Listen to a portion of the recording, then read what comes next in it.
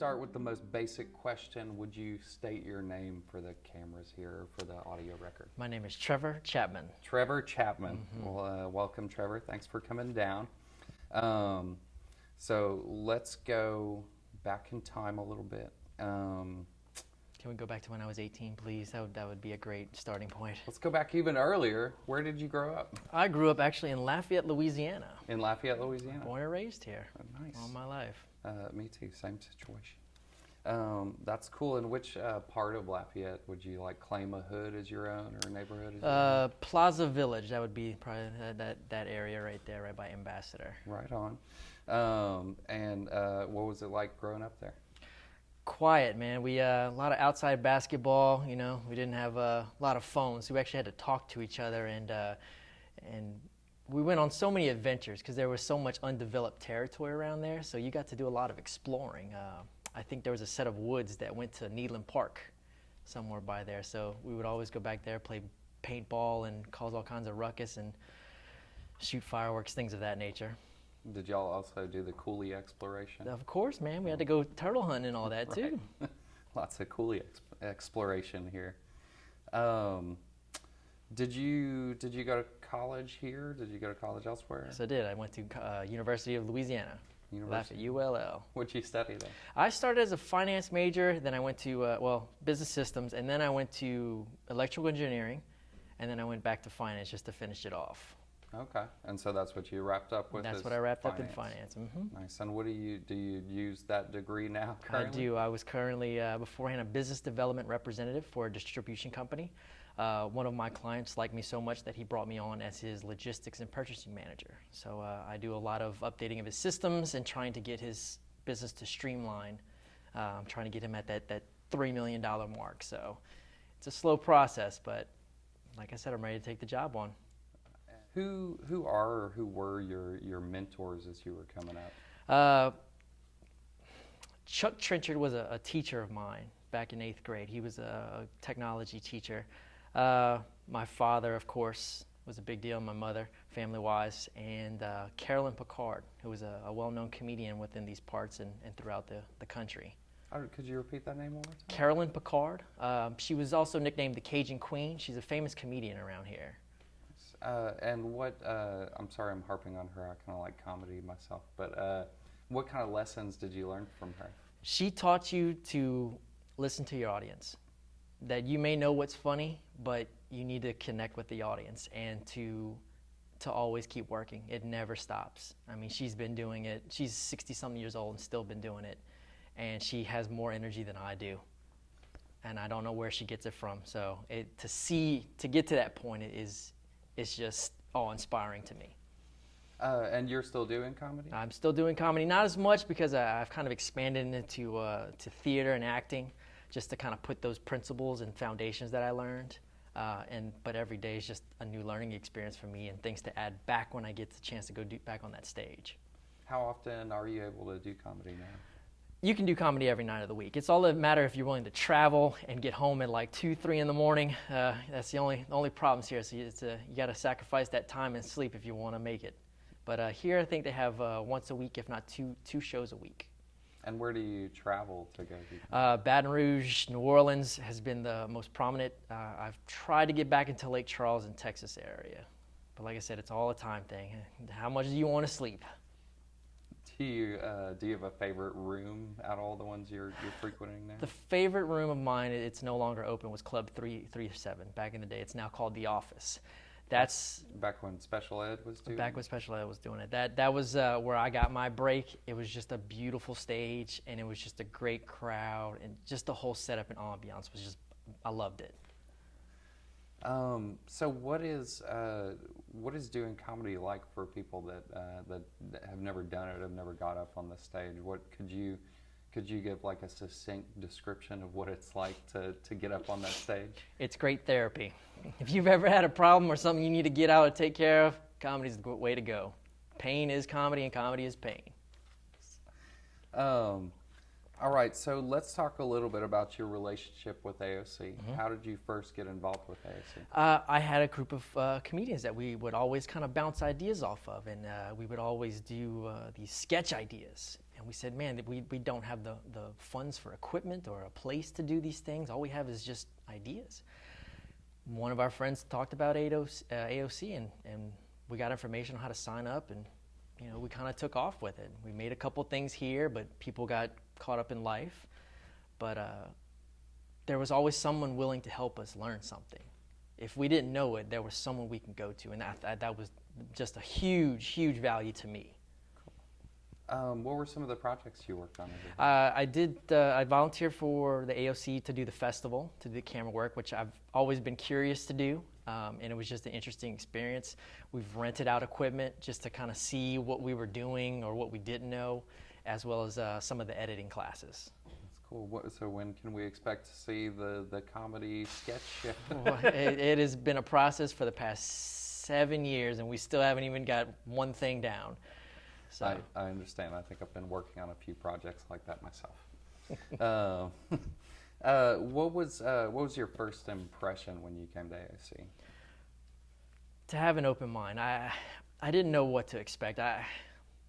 It's like they have so much knowledge here, and I was just this naive kid just walking in, but they were so welcoming. And I think it was when I met with Nancy. She had the orientation class.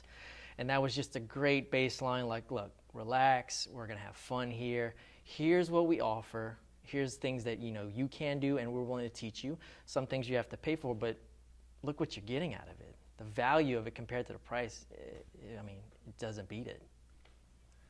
Let me ask you this, in a dream world, how many hours do you think you would have to put in per, let's say, week on that project, that like your dream project over here? A dream project. I would say if I can't get it done in a week with all the facility it has, then man, I shouldn't be doing it.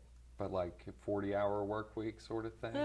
Yeah, I'd say 40 hours just to be safe if you want to really, really get to the nuts and bolts of everything and get it just right.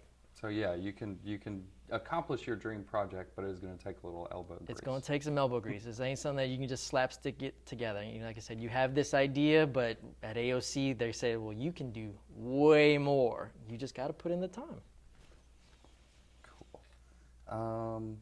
What would you say? Would you say anything surprised you about working with AOC, or like what surprised you the most? I guess. Just the people, the people that are willing to help here. I mean, they are just, they're not going to come running up to you and say, you got to tell them what you need help with. And so it comes back on us as the people. We got to tell you, I have this idea, but this is where I need to get. And someone will happily help you. Just guide you, but still keep that whole creative aspect. They're not going to tell you what, just kind of tweak you in the right way. So I mentioned your dream project earlier, and I'm kind of assuming that is your dream project, the comedy. Is it a sketch show, or is it more of a We have always wanted to do a sketch show around here, even before, I guess, Louisiana started kind of building up as this whole new Hollywood of the South, I think they call it. We wanted to do one at the old AOC facility. We wanted to have a big banquet and show films of stuff that we worked on, and then still be able to do kind of like an open mic, but a show for locals to come in. Because when we were running Stan's nightclub, when we were running our own show, we had so many comedians passing from New Orleans and Texas, and they need a place to stop. And they would call us, do you have a show? Do you have a stage for me to get into? And so that was our dream. We were just like, man, if we could get that, so much more people would just stop in before they would get to New Orleans or on the way back. That makes a lot of sense. Makes sense to me. All right, so back to modern times. What are you looking forward to in 2017? I'm hoping that there's this small boom, I think, going on in the whole acting or theatrical part. We have been so musically inclined and saturated in this market, and I think there's so much more of the arts that we're not tapping into, and it's just starting to take off. And it's just a small little step. I don't think it's anything explosive right now, because the way our culture is, we got to be sure of everything. We don't just take off and run around here. Well, we kind of do, but that's what I would like to see, more theatrical to mix in with the rest of the arts that we already have.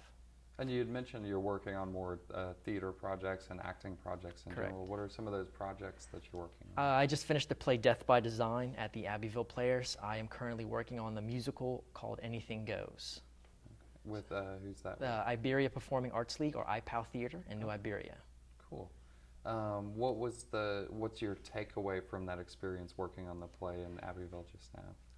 To see everybody working together to get this production right, that no one's being a prima donna, is just, it's just so relaxing to be in so many people that you can just walk to every morning, shake their hands, ask how their day's going, and then we all just hop into it. We put our best foot forward, so much energy, and then we just relax.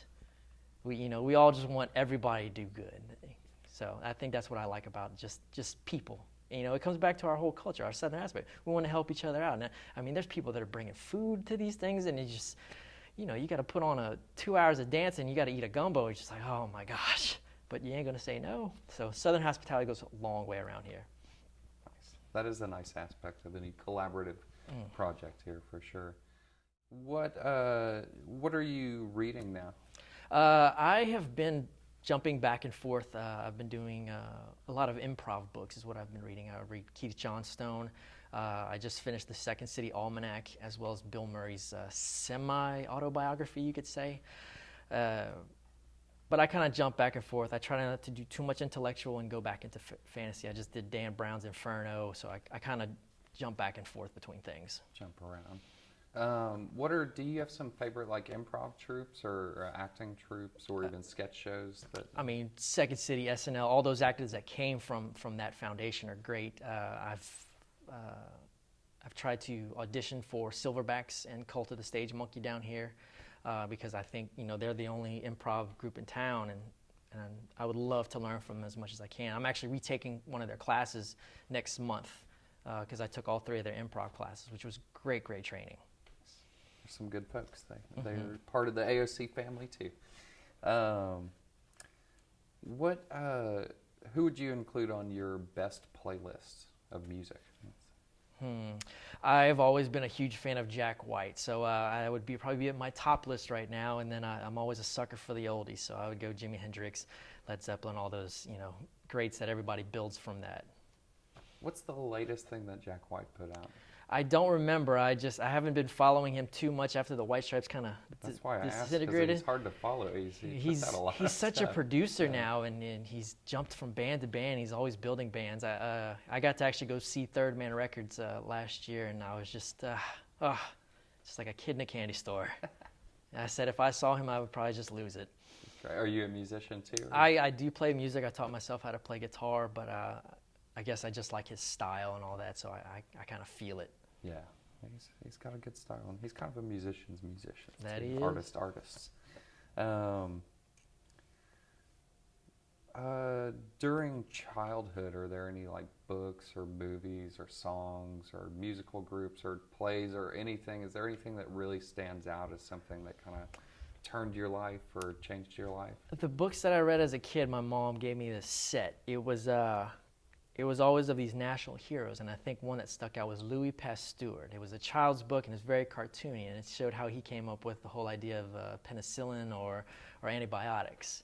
I read Paul Bunyan, John Appleseed, all these and all that. So I would try to embody these characters of how they would act. I'd pick up a broomstick, I'd throw it behind my head, and I'd puff up my chest and go walking around and, start hacking at my mom's chair like I was trying to chop down a tree. So there were quite a few moments that I had to be disciplined just to get myself back to reality. So my parents were pretty just kind of let me do my thing because I was just all over the place. But they were just having, you need to focus, Trevor. You need to go do yard work. That'll get you back. What do you think it was about Paul Bunyan that made you want to pick up the axe? I guess just the whole strong manly man thing. He had this big bull and he was a huge character. Everybody wants to be larger than life, and he was just a good person all around. He wanted to do the right thing and just kind of live his life. Sounds like a good hero. When you were a kid, what did you want to be when you grew up? I actually wanted to be an engineer. I didn't know what kind. I just liked to build things. Well, I would like to take things apart and try to put them back together. So I think I turned a VCR into a toaster one time. Not a very good one. But I just like to build and create and work with my hands. So anything, Legos, I mean, you could just put me in a room for 12 hours and I'd do that all day. You had mentioned in college you had done some coursework in engineering as well, right? Did you finish that up, or do you think there's a chance that you'd ever, like, in a dream situation, head back and I think I could go back. I think now I could probably go back to it and work at it a lot faster. I was just, at that point, I just got out of high school, so I really didn't know what I wanted to do. I was just kind of jumping around everywhere.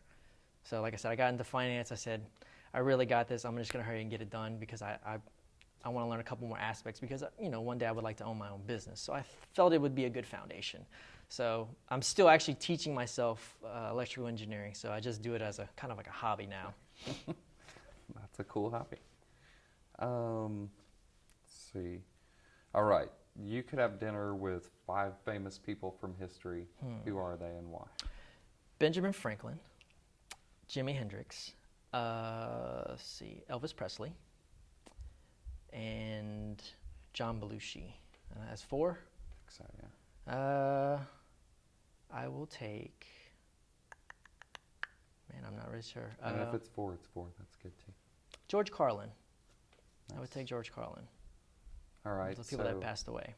Out of one of those guys, pull one of them and tell me like why or what question you would really like to ask that person. John Belushi. Where did you get it all from, man? What was your secret sauce, dude? Like how do you connect so fast and just embody things? How is it that you were able to just draw people to you and just get them on your level? And it was just amazing how this man could just connect with anybody. I read his biography and his other stuff like that, and yeah, he did a lot of things that people might not agree with, but that was him. It was whatever. I don't judge him on that, but the man had just a gift. What was one of the most memorable performances by him? The Samurai. From SNL? SNL. He didn't say much, but he just gave so much. You understood him. You knew what he was saying for some odd reason. Man, he was good. He was. What, if you had to pick an achievement from your life that you were most proud of, what would you say that achievement is? I'd say college. That was kind of a turning point for me because, like I said, I went back and forth between school. I took breaks because I just wanted to work, and I just said, man, I got to just say I completed something for me that felt like I could take no matter how far I wanted to go. So that was kind of a turning point, kind of a thing that got things started and really pushed me to say, if I can do this, well, what else can I do? And to really break things down because, we all think 5-10 years down the road, but in the same sense, you can break it down to small points, months or years, less than that. So that was probably it. That was a good one. All right, we're going to get into the weird and wild questions. Sure. Now, okay. So what's your superpower?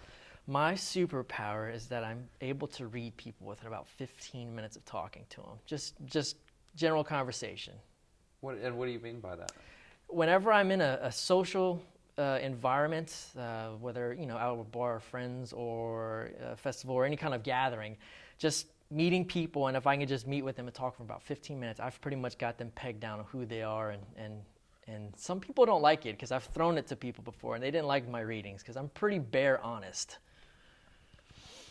Do you think that if they got to know you more or had more time to soak that message in, they would probably agree with what your assessment is? After that 15-minute mark, they kind of see that I'm really not being mean or rude about anything, that I'm actually just a good person. I just want to connect with them. So they take it with a grain of salt.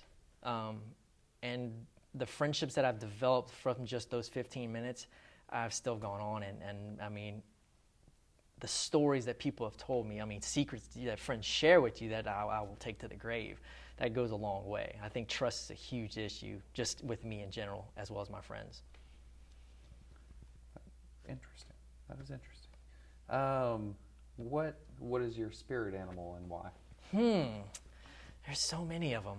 I would say the coyote, if I could pick anything, just because I just roam free. I'll just go and go and go until I can't go any further. If I find a place that I like, I'll stay there for a little while, enjoy my time.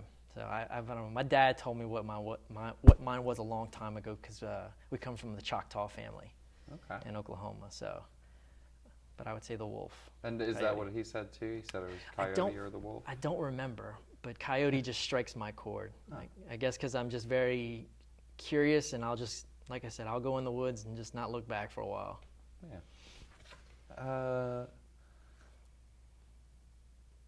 All right, and feel free to decline to answer, but what is one thing about you that few people know? I have a lot of anger. I guess stuff that just built up over the years, and I'm the type of person that was never the one to open up about those issues. So I was always bottling up as a child, just from the way I was, and the family I was with. So I guess I'm a very angry person, as calm as I am, and so I'm able to use all these different ways of channeling to get that any kind of anger and stress out.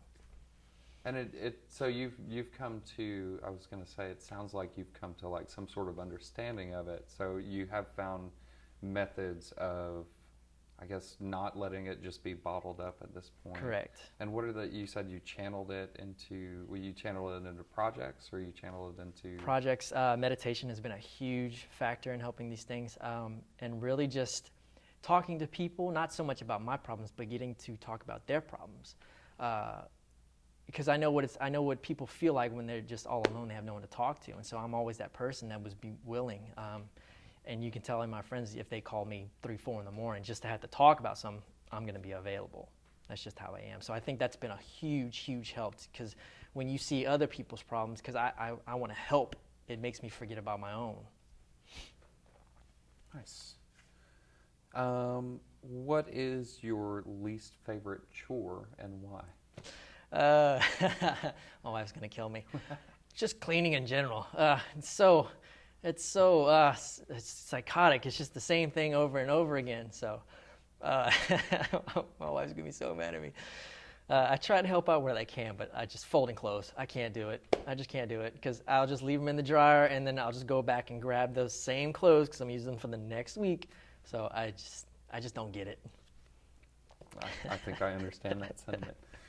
All right, let me see here. All right, I think this may be the last question. Okay.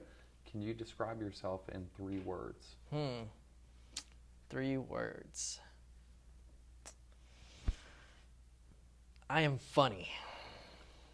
That's it. That's the only way I can put it. Nice.